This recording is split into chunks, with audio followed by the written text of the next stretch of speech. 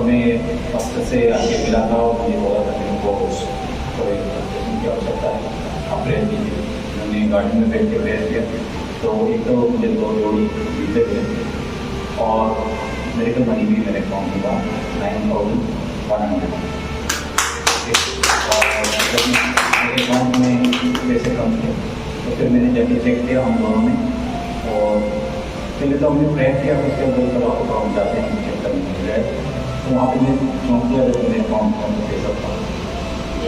प्रभु का मैं धन्यवाद देना चाहता हूँ कि प्रभु किया, और अब मुझे विश्वास है कि जल्दी बढ़ जाएगा और मेरे पास एक नहीं 10 घर होंगे, कार भी होगी, इलेक्ट्रिक स्कूटी भी होगी, इलेक्ट्रिक कार भी होगा, और मैं अलग अलग जगह पर जाकर सुविधा प्रचार करूँगा और प्रभु मुझे करूँगा। Thank you, Lord.